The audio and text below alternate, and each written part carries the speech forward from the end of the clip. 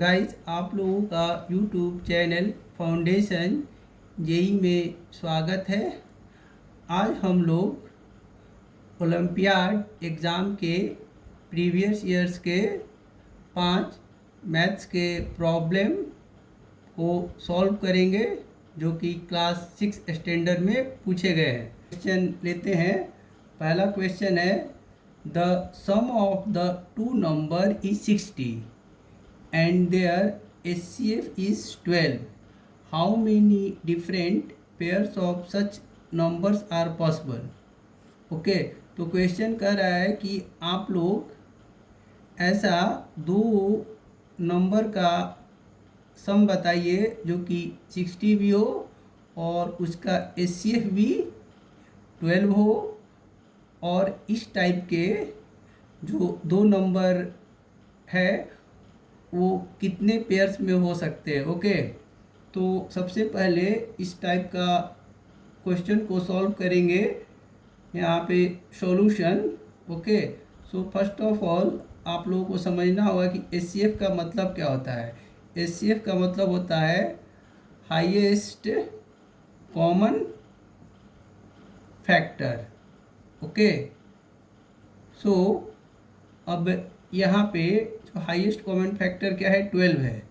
तो गाइस, तो जो नंबर हो सकते हैं वो क्या होगा, 12 का मल्टीपल होगा। तो सपोज कीजिए ये 12 है, तो एक नंबर 12 हो सकता है। दूसरा जो नंबर होगा वो क्या होगा, 24 होगा।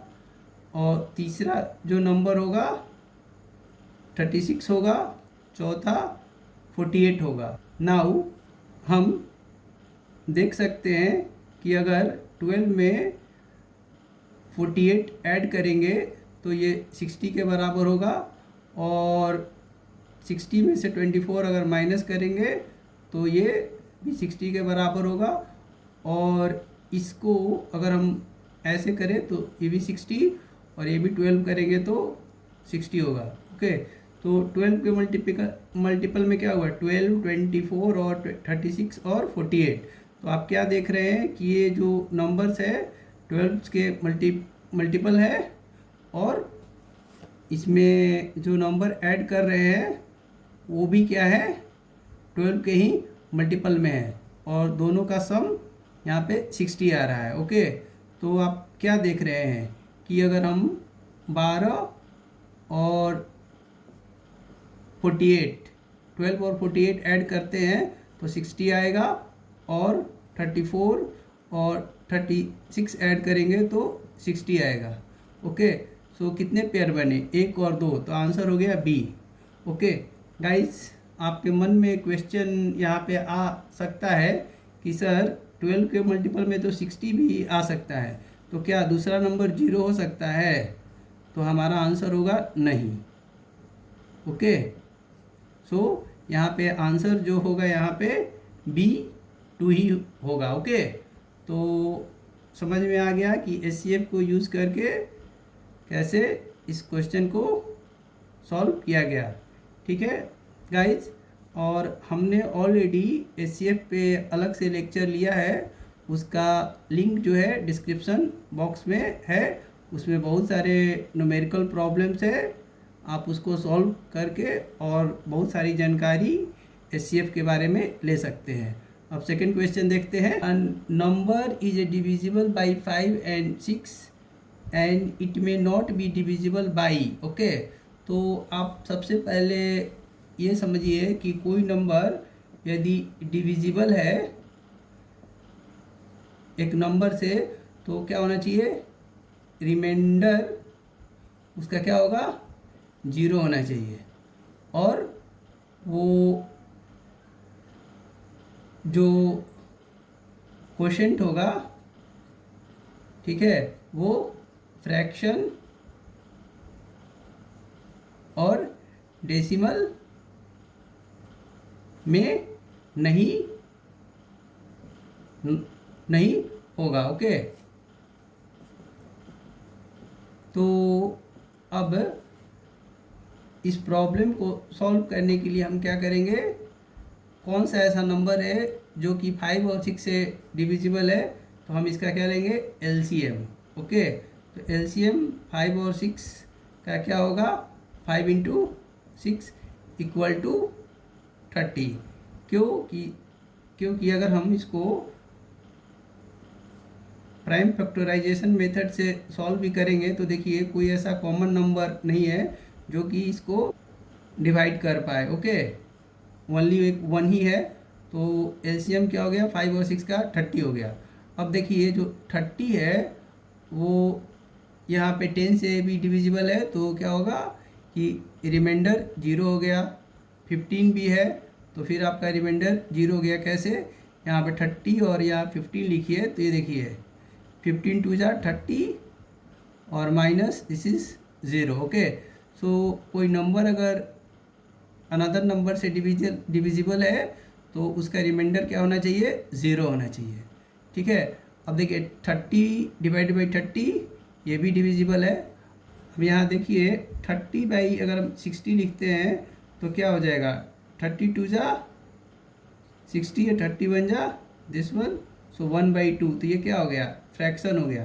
तो as per definition of divisibility क्या जो कोसेंट होना चाहिए वो क्या होना चाहिए, यहाँ पे फ्रैक्शन में नहीं होना चाहिए। तो ये 1/2 जो आया वो क्या शो कर रहा है कि 30 जो है 60 से डिविजिबल नहीं है। ओके, तो इस तरीक़ा से हम लोग जो है, ठीक है, इस प्रॉब्लम को सॉल्व किया। तो आंसर क्या होगा, 60। Okay, D option, it may not be divisible by this one, तो 60 हो गया, डी हो गया। चलिए एक और क्वेश्चन देखते हैं। अ cake is cut into 25 pieces, team took 3 pieces and John took 2 pieces and rest of the cake is distributed equally among 10 kids. What fraction of the cake each kid gets? Okay, तो guys सबसे पहले खुद से इसको solve करने का कोशिश कीजिए, फिर यहाँ पे जो हम सॉल्यूशन कर रहे हैं उससे आप मैच करा के देखिए कि आपका आंसर सही है कि गलत है। ठीक है, तो सबसे पहले आप समझिए कि फ्रैक्शन क्या होता है, फ्रैक्शन। ओके, तो गाइस फ्रैक्शन का डिफिनीशन होता है, it is ratio of 2 numbers, okay, in which we write in top how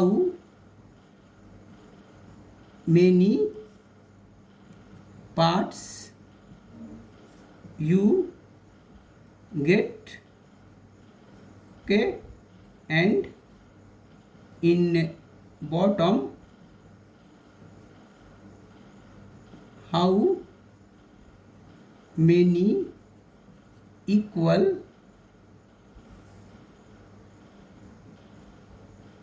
parts of a whole. Okay, so here in mathematics fraction, the top part is known as numerator and this one is known as denominator. Okay, so here top parts, how many parts you get, okay, and the bottom part is how many equal parts of a whole. Okay, so see a question here.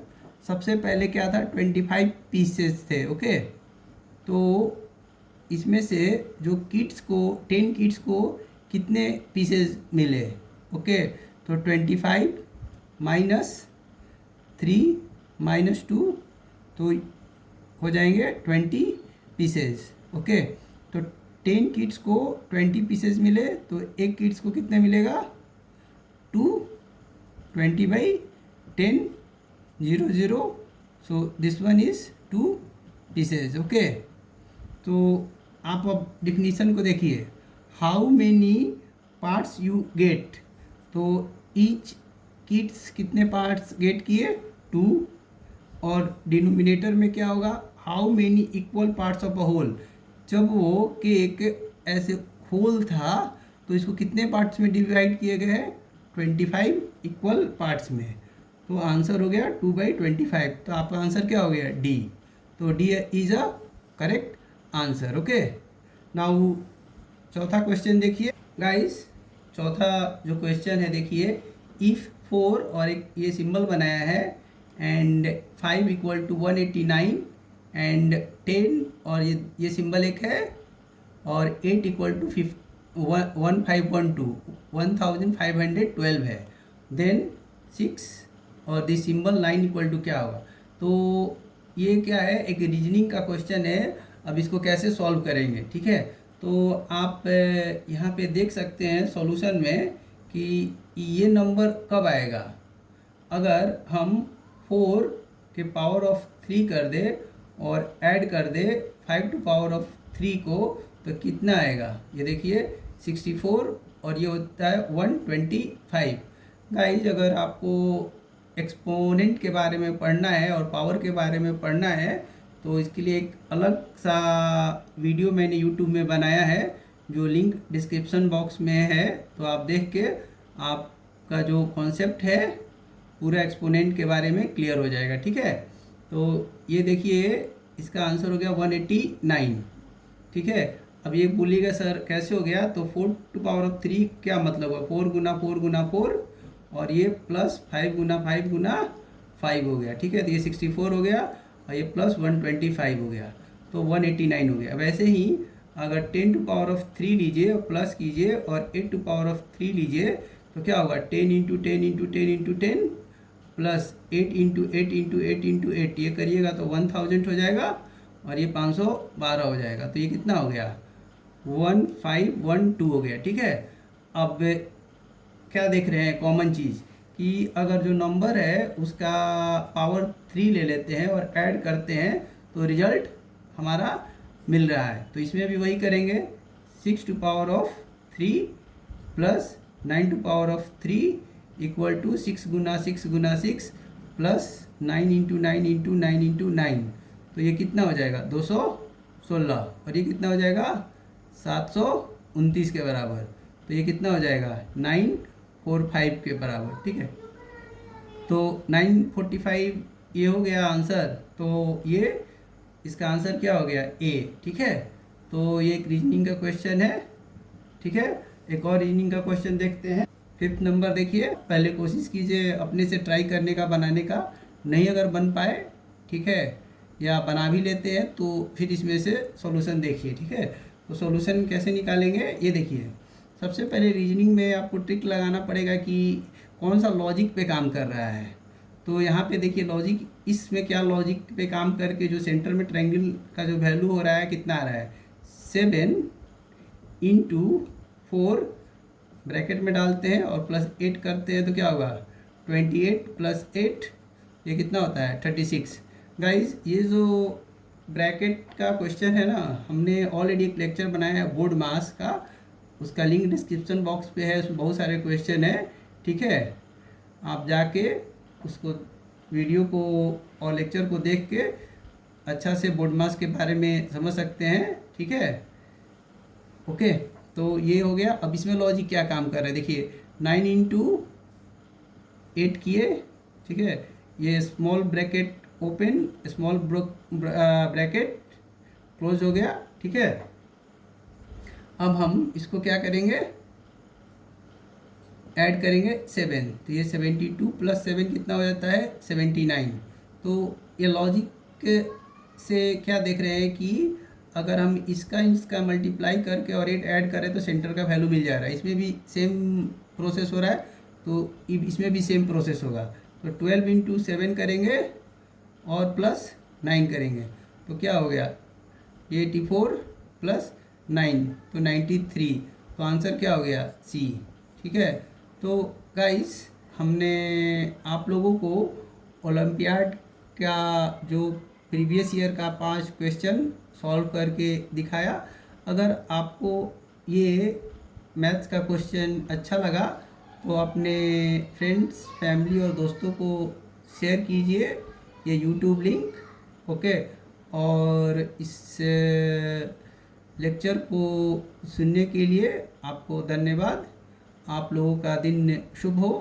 अगर ये video आप लोगों को और lecture अच्छा लगे तो इस यूट्यूब चैनल फाउंडेशन जेई को लाइक और सब्सक्राइब किए। Thank you. Have a nice day.